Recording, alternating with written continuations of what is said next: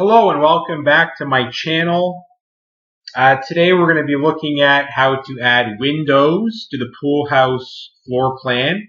I'm using the same floor plan that I used for the doors lesson, which it was my previous video. I want to actually finish the floor plan off with this design, and I may look at another one after this. So this is going to be very similar to the lesson that was done previously, but we're going to be taking a look at casement windows today. So we're going to be looking at double and single. Now we're only looking at stucco wall because that is the particular wall section that this floor plan is designed with. So we're going to start with a double casement. So I'm going to start by selecting the window I want, and I'm going to be using copy tool to bring it over to my floor plan.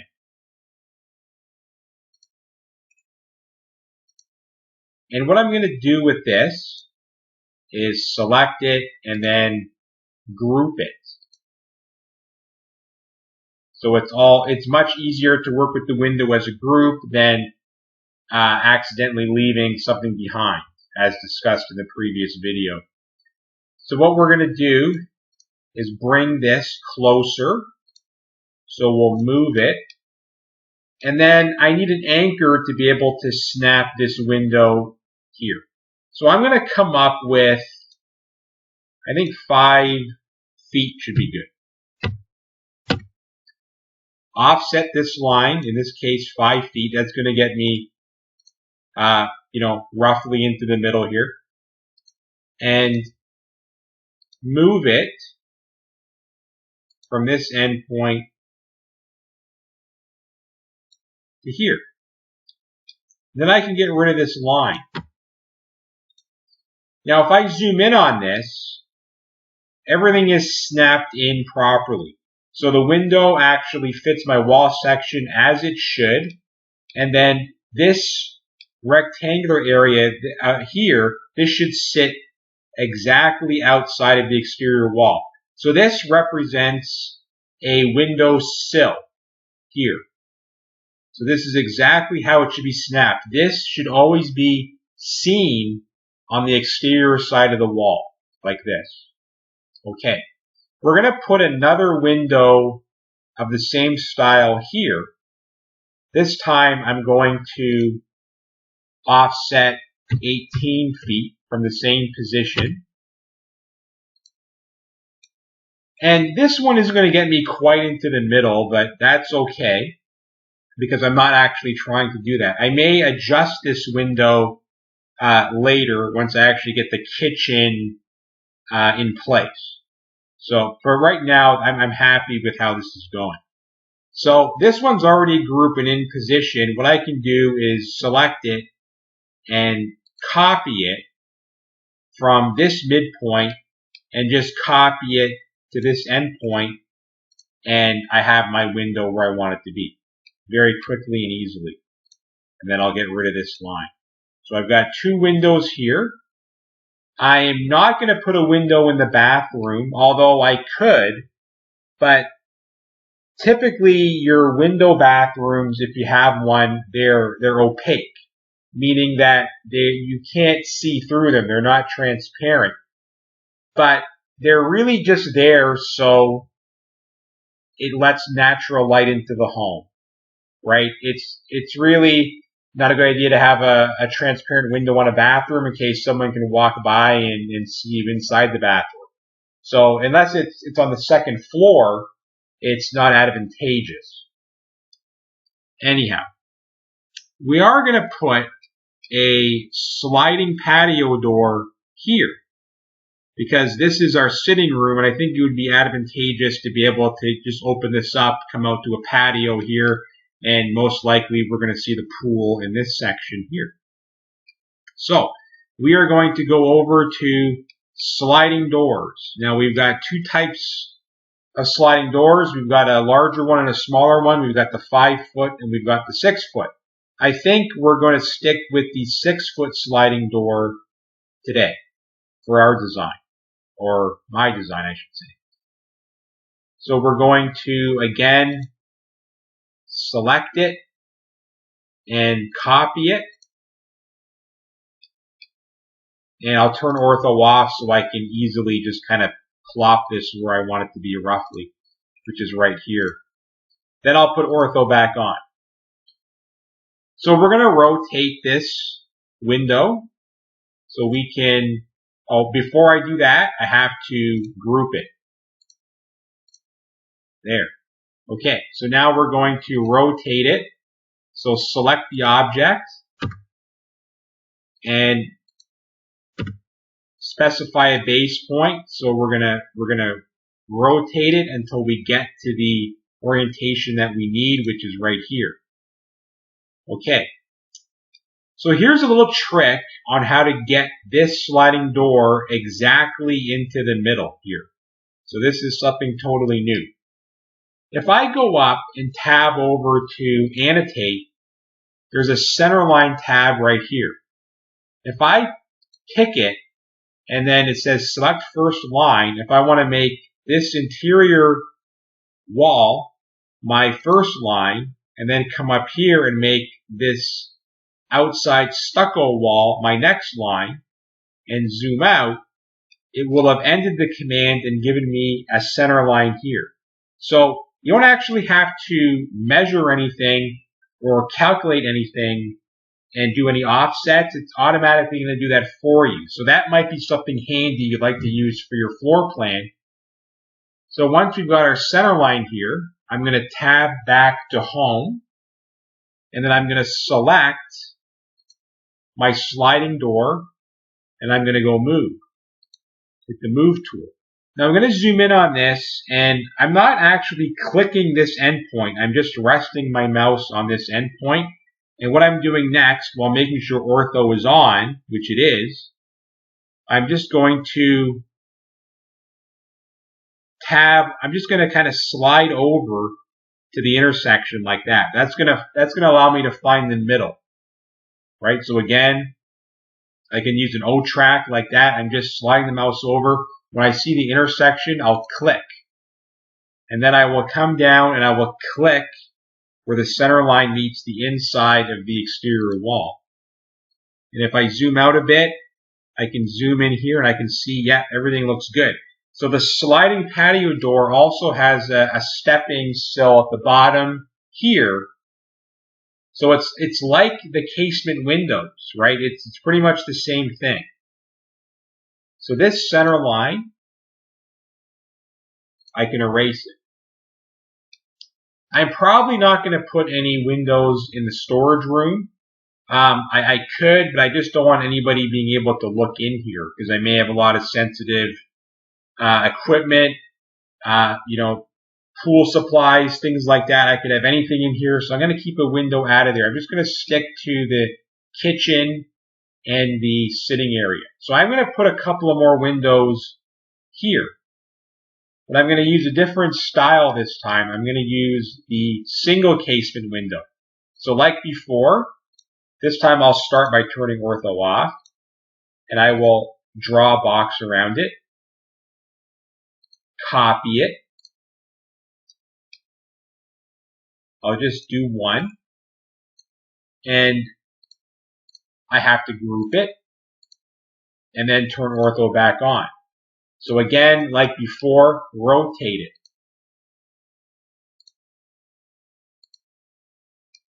Okay, so I want two of these. So I'm going to select it, and I'm going to copy a new one already grouped down a little bit further. Now, this is going to be the last of my windows. Once I put these two in, I'm going to be done with windows, except when you do your floor plan, you can have as many windows as you want. There's no rule about windows having to meet a requirement of a minimum or a maximum. But I think having more is better. Think about where you're putting these things and think about the design aspect, right? You're probably going to want to put put windows in your sitting area or kitchen only. I could also put a window here if I wanted, but I'm not going to. I'm just going to stick with this. So let's measure this space. If I go to Utilities and I endpoint snap here, come down to here, this endpoint, it shows that this space is 16 feet 9 1/4 inches. So I want to split those single casement windows up as equally spaced as I can. It doesn't have to be perfect, but this is another method of kind of measuring space and splitting it up. So I'm going to go over to a calculator, and I know I'm dealing with 16 feet. I want to get everything into inch units to make things simpler for myself. So I know that there is 12 inches in a foot. So I'm going to go 16 times 12 equals 192. So that is what 16 feet looks like in inches. I'm also going to add the rest of it. So I also have to add the extra 9 inches and 1/4 inch. So that is plus 9.25 equals, I get 201.25. 201 inches and 1/4. Okay. I'm going to split this up into 3 parts. So I'm going to go divided by 3 equals. I'm left with 67.08333. All right, so that's basically what my offset is going to be for this, to get it as equally spaced as I can. I'm not going to, I could get it perfect if I wanted to, but if I'm getting it to the nearest whole number, I'm happy enough with this. So I'm going to go back. What I'm going to do is type offset, and I'll type 67, that represents inches. Offset this line down, and this one again. Okay. So like before, I'm going to select my window, go to Move, find the midpoint, and then find the endpoint snap to the anchor line. Same thing again, select, move, find the midpoint, go to my endpoint anchor line. And there are my windows. Select these 2 anchor lines and erase them. Okay, so are we done? Almost. Like we did with the doors, we trimmed the wall sections away. So we're going to be doing the same thing with the sliding patio door and the windows. Now, to do this properly, I believe we're going to have to ungroup it. So let's try this. So if I go to trim and I select the window and I hit enter, it's going to be a little harder to trim because it's going to use the window as all the boundaries. So it actually creates quite a lot of extra clicking, unfortunately, which I'm not really interested in doing, but I'm doing it for this window anyway, as you can see. I can also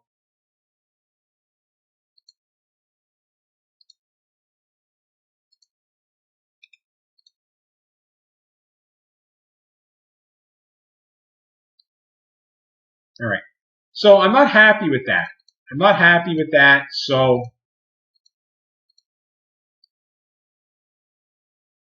I'm going to undo it. I'm going to undo it back to where I was. Okay.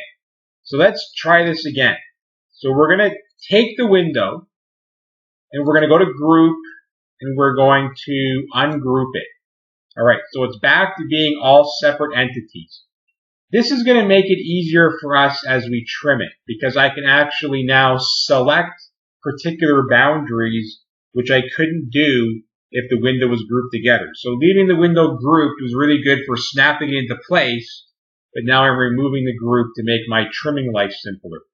So I'm going to go back to trim now that I've ungrouped it, and I'm going to select this line and this line here as boundaries, right click, left click, right? And I can actually get rid of this in a much easier way, right? Now actually I'm going to undo that because I didn't want to trim that blue line away. So let's try that again. Trim, select here and here, and then I can get rid of those wall section lines here. We'll do the same thing here. Ungroup, trim.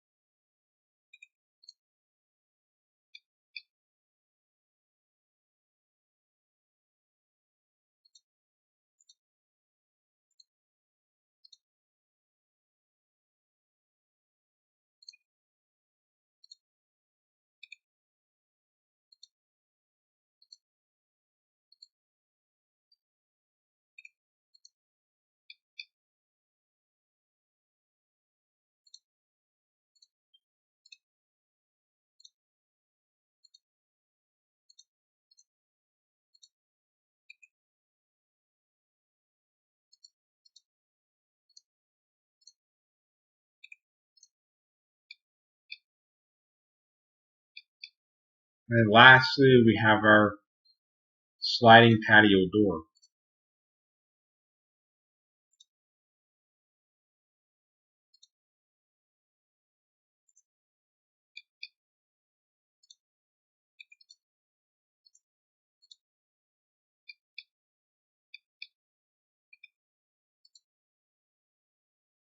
Okay. And that is it. So that is how you insert your windows and trim them accordingly into your floor plan. So the next time we talk, we'll be taking a look at how to complete the bathroom. Take care for now.